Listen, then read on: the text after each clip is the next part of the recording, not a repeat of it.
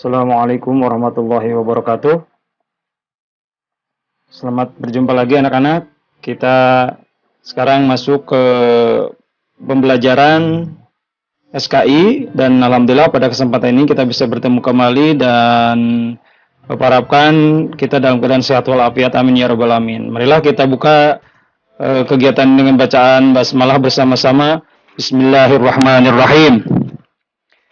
Anak-anakku sekalian, sekarang akan kita pelajari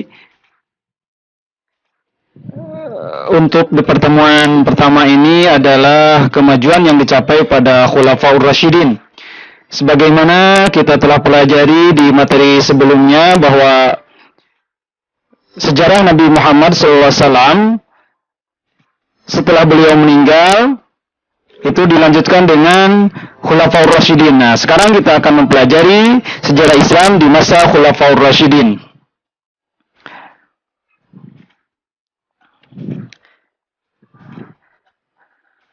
Nah, kemajuan yang dicapai pada Khulafaur Rasyidin, sebelum kita membahas tentang kemajuan yang dicapai Khulafaur Rasyidin, kita harus bisa mengerti apa itu pengertian Khulafaur Rasyidin.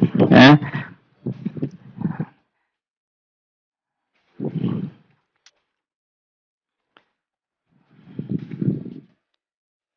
Nah, sebelum kita masuk ke pengertian, kita ada kompetensi inti dan kompetensi dasar yang wajib kita ketahui, ya, yaitu menganalisis berbagai kemajuan yang dicapai umat Islam pada masa Khulafaur Rasyidin, itu kompetensi dasarnya. Adapun tujuan pembelajaran yang harus kita kuasai dalam pembelajaran ini adalah kalian diharapkan dapat memahami dan menjelaskan tentang pengertian Khulafaur Rasyidin, sejarah Abu Bakar As-Siddiq, Umar bin Khattab, Utsman bin Affan, dan Ali bin Abi Thalib.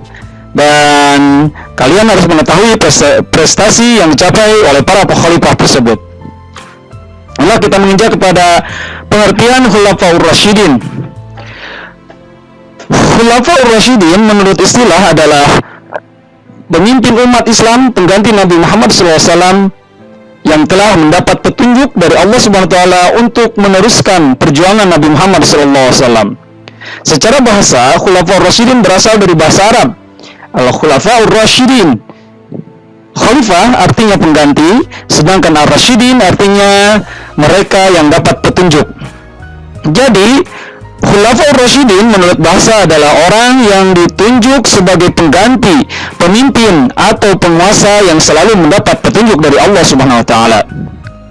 Nah, anak-anak sekalian, Khulafaur Rasyidin terdiri dari 4 sahabat Nabi yang terpercaya. Yang pertama adalah Abu Bakar As-Siddiq, yang kedua adalah Umar bin Khattab, yang ketiga Utsman bin Affan, dan yang keempat Ali bin Abi Thalib.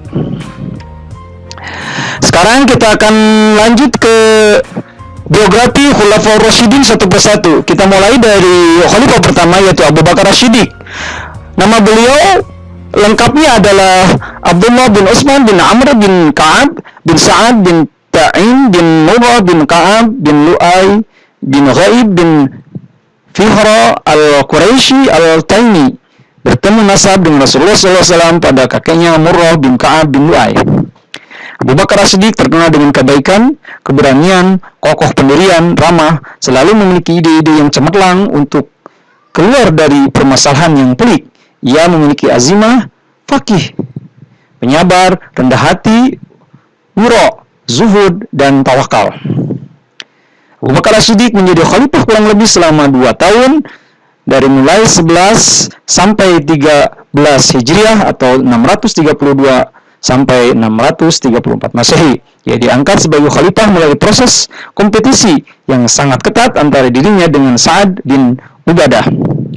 Prestasi Abu Bakar As-Siddiq pada waktu beliau menjadi khalifah adalah pertama menumpas kelompok pembangkang, yang kedua kodifikasi Al-Quran, dan yang ketiga perluasan wilayah. Anak-anakku sekalian, kita masuk ke khalifah yang kedua, yaitu Umar bin Khattab. Umar bin Khattab, nama aslinya adalah Umar bin Khattab bin Nawfal bin Abi bin Abdul Uzza bin Riyah bin Abdullah bin Quraih bin Raza bin Adi bin Ka'ab bin Lu'ay.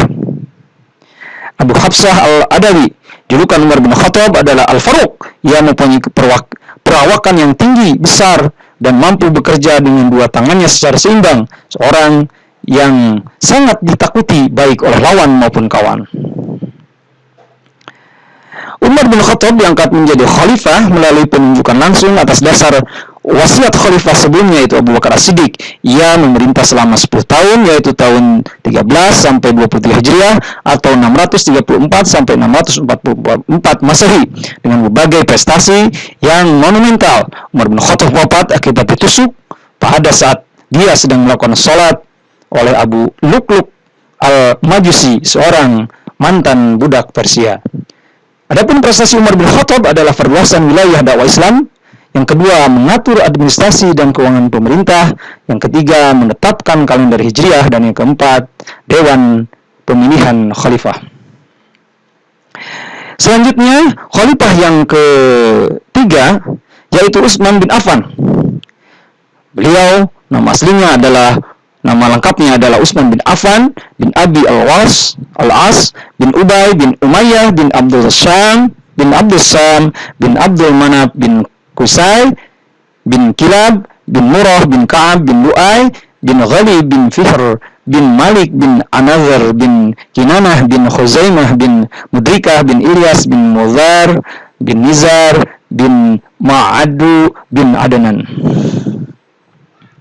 Nama panggilan Utsman bin Affan adalah Abu Amr dan Abdullah al-Quraisy al-Umawi, Amirul Mukminin, Dzul Nurain wa Hijratain. Sedangkan ibunya bernama Arwa bin Quraisy bin Rabayah bin Hubaib bin Abu Syam, dan neneknya Ummu Hakim al-Bayda binti Abdul Muthalib, bibi Rasulullah dari pihak bapak.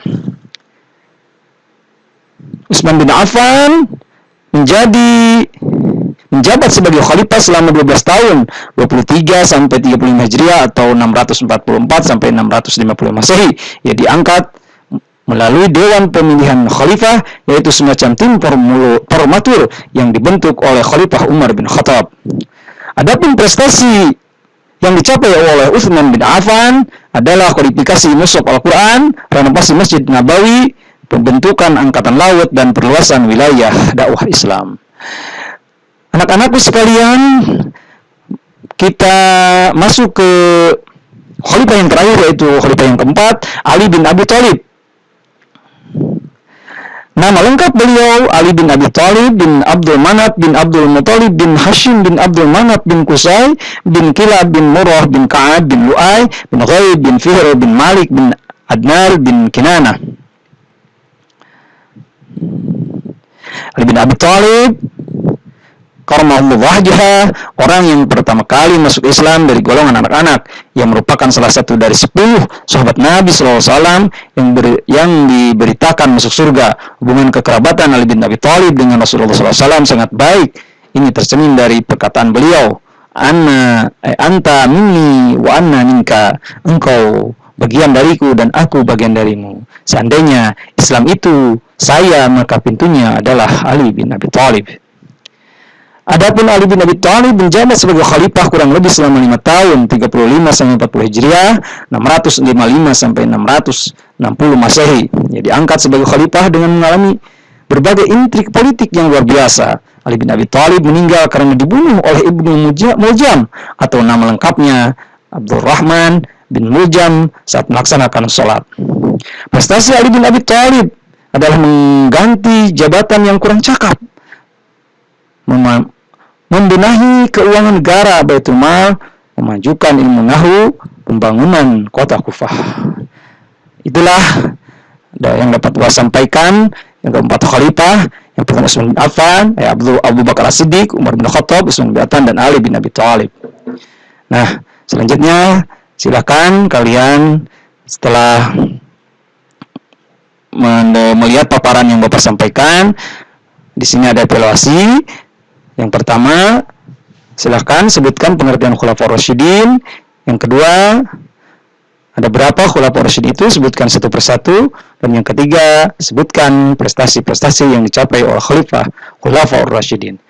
Alhamdulillah, terima kasih. Billahi taufiq wal hidayah. Assalamualaikum warahmatullahi wabarakatuh.